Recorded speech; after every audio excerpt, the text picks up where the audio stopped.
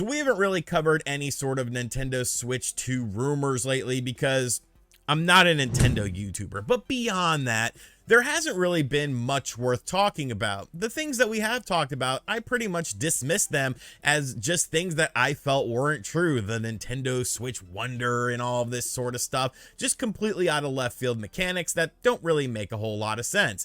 And I know that some of my opinions and speculations on this stuff make people angry, but at the end of the day, it's just a simple speculation. I mean, if I think that Nintendo might not include backwards compatibility on the successor to the Nintendo Switch because of a change in architecture, a change in format as far as the physical media is concerned, or even due to the fact that Mario Kart 8 Deluxe is such a beast of a seller for the system, the highest selling game, why would they want to make it so that you could play that game on your next system when they could repackage the game with all the included DLC and new courses and new characters and stuff like that? I know those things make the people over at Famiboards a little upset with me, but guess what, Famiboards? You're going to have to deal with me now because I'm doing a podcast with Nate the Hate and Josie Woe over on the Spawncast Patreon page. I'm shilling everything in this video. Over on the Spawncast Patreon page where we talk about all things related to Nintendo, and Famiboards loves Nate, so you have to love me by extension. But today I want to talk about something that I'm surprised hasn't really been making the rounds on the usual Nintendo YouTube channels because I think it's kind of interesting. Obviously, Microsoft has been in a long battle with the FTC, the Federal Trade Commission, to make this Xbox Activision Blizzard deal go through so that Microsoft owns Activision Blizzard. Now, we're pretty much in the final stages of this. We've talked about it before on the channel. It's pretty much a done deal. Thank God, because I am so sick of seeing console fanboy warriors waging war over this. The PlayStation ponies, the Xbox going to war on Twitter, and now Xbox people are like, we won the console war. It's like, you bought another company. You didn't do that much with Rare. I'm just saying your track record isn't really impervious to sort of buying these companies and not really doing anything with them. But hey, the future obviously is very bright for Xbox with companies like Bethesda and Microsoft. But Nintendo has found their way into this conversation because Microsoft is basically positioning themselves in dead last when it comes to any sort of console stuff in comparison to both the PlayStation 5 and the Nintendo Switch. So we'll be getting a lot of tidbits of information out of this whole conversation. Now, there was the thing that Bobby Kotick essentially had talked with Nintendo via an email about next generation hardware and the PlayStation 4, Xbox One-ish capabilities of it, but that seemed to be completely unfounded. If anything, it was based on a 2019 email, and obviously that was 4 years ago, so probably a lot of things have changed as far as the development of a new system is concerned. But there's some interesting information that was just revealed in the latest FTC documents as far as information as what Microsoft is thinking Nintendo is going to do and when they're going to do it. All right, so this is the official document that we are taking a look at here. Obviously, some stuff has been blacked out because they don't want that information public, but this is the information that we have publicly available to us. You can look this up yourself if you think I'm making it up. It is on page 92 of the 153-page document, and it says the following. The FTC focused on internal Microsoft documents, specifically comparing Xbox sales against PlayStation. This is flawed for at least 3 reasons. First, many of those same documents also track Xbox's performance against both PlayStation and Nintendo Switch. So I'm guessing at this point here, Microsoft just buries themselves. Like, if you've read any of this, Microsoft almost looks like they're on bended knee, like begging the FTC for this to go through. It's honestly kind of embarrassing, but I mean, I get it. You know, you have to play the game with the FTC. The FTC is a bunch of morons anyways. These people know nothing about technology. They know nothing about video games. That's a conversation for another day, though. God, I hate politics and I hate everyone involved in them. So basically, second, Microsoft tracks Xbox's performance against PlayStation, not because those two consoles provide a complete competitive landscape, but rather because they were released at the same time. So basically, they're referring to something that was said during this presentation.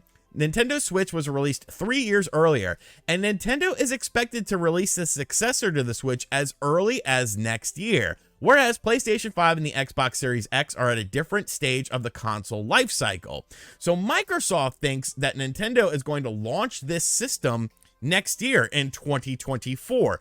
Now, why is that a big thing? Because on the surface level, if you don't want to dig down into it, you can say, okay, well, Microsoft is just simply speculating. They're simply speculating that Nintendo would be working on their new system and it could come out next year. You look at the library of games that we're getting for 2023. Obviously, there's some stuff that's coming out. Super Mario Brothers Wonder, that game is going to sell a bajillion copies. Super Mario RPG getting a full-on remake for the Nintendo Switch. So it's not quite what a lot of us thought it was going to be, where they sort of phased out this system completely for the second half of 2023 to focus on other things. Now, this does kind of put a monkey wrench in the whole people that think the system is coming out in 2023.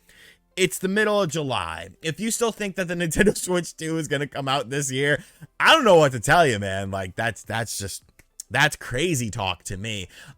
Simpsons reference there. But basically, why I find this interesting is Microsoft would know.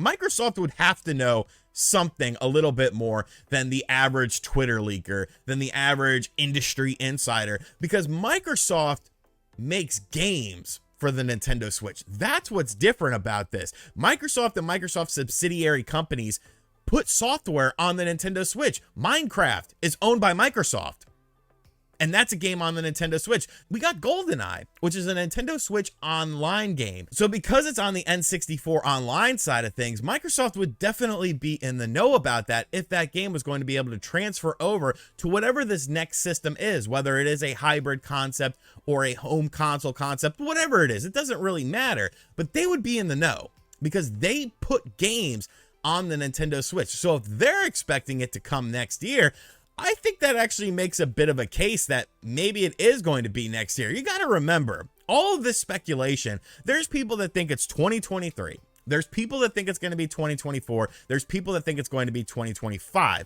Most people that I rock with think that it's going to be a 2024 thing. Obviously, we're going to have a bit of a lead up, probably like a 6 months turnaround time. So it depends on when they decide to reveal this system as far as to when we are going to get this system. But I think Microsoft knows more than they're letting on, because Activision and Bobby Kotick, that's kind of different. Like, yes, Activision does put games on the Nintendo Switch, but they're ports, they're outsourced ports, and I don't think Bobby Kotick has a great relationship with Nintendo, because like they say, Call of Duty has never been on a Nintendo Switch platform when it's the best-selling system. But a company like Microsoft that works directly with Nintendo and actively seeks out to bring their games to the platform, actively seeks out to bring things like cross-platform play between Xbox versions of a game and Nintendo Switch versions of a game. This relationship is a lot bigger than just a simple game developer or publisher and Nintendo, in my opinion, because we have the hardware side of things. We have the cross-platform play side of things. Like I said, this is all just my opinion, but I think Microsoft knows a little bit more than they're leading on with this. And I think this statement could actually mean that we are getting that successor in 2024. I know this really isn't a concrete evidence thing of it. It doesn't really help, but I feel like it does help. I feel like it is interesting enough to discuss because of the fact that, kind of like how I laid it out, the relationship between the two companies is obviously pretty strong. You know, games are being, GoldenEye, they got the business aspect of getting GoldenEye, an N64 game, to go on to, Microsoft's Xbox Live platform. Obviously, some concessions were made with that version of the game, but it has better controls. I'll take the better controls over the online multiplayer anytime. But I find this interesting. I think Microsoft knows when this is coming out, and I think they're pretty confident in the system coming out in 2024. So maybe they could drag their feet a little bit to wait to put Call of Duty on there, because although there is Call of Duty Mobile, like, I don't know. I just, it would be kind of weird for them to, unless they're building on, because they actually said they're not. They said that they're not building it off of Call of Duty Mobile. It would be a full Call of Duty experience. So, like, how are you going to do that? Like, obviously engines are pretty, versatile nowadays. I'm just kind of rambling about this now, but that's the information that we have. That's from an FTC court document. That's being said under oath. So I feel like there's a little bit more to it than initially meets the eye, just because of the relationship aspect. But do you think the same thing? Does Microsoft know anything more than, who's the guy on Zippo? Are we going to trust Zippo or are we going to trust Microsoft? I'm going to put my money in Microsoft. Like, I'm sorry, Zippo, but I'm going to put my money in Microsoft. Let me know what you guys think in the comment section down below. And as always, thank you guys for checking out this video. If you are new to the channel, be sure to hit that subscribe button, like, comment, and share. Hit the bell notification as well. Always remember, not a Nintendo YouTuber. And I'll see you over on the Spawncast Patreon, link in the description box down below, or I'll see you on the Family Boards. Oh, God. Later.